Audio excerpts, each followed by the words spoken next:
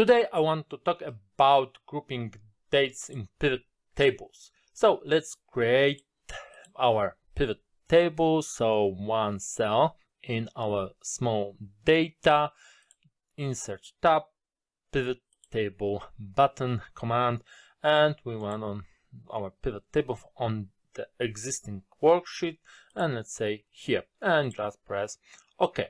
And now we can choose dates to put them in our pivot table. And in your Excel, the grouping will be automatic, but when we choose this automatic option, we will have in most cases too many things grouped by. So we'll have years, quarters, months, and dates. So I want to change this and just right click any of this grouped information, and we want to group but with our conditions. So we don't want quarters, we only want months and years.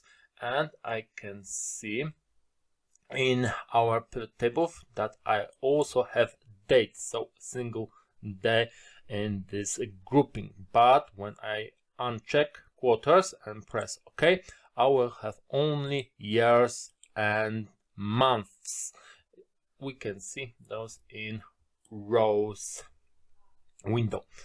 Okay, so I want to add countries to columns and sales to values, and we have group by information.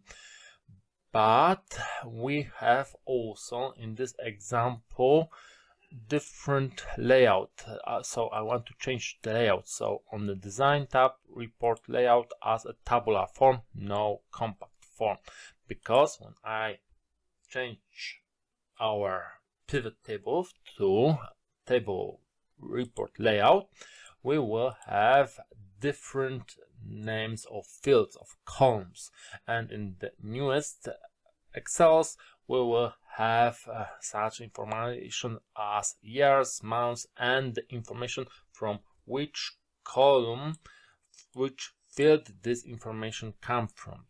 And I don't like this. I want shorter headers, so F2 and just delete or write something but by ourselves. So year and month. This is enough for me. And if you don't want this automatic grouping option, you can go to File, Options, and you should have a Data tab here, and we can just check Disable Automatic Grouping of dates and time in pivot tables. And then when I will be creating, or even when I remove our grouped options from our pivot table, when I choose date, I will have only date, but I'll have month and year from previous groupings. So row year here and month here.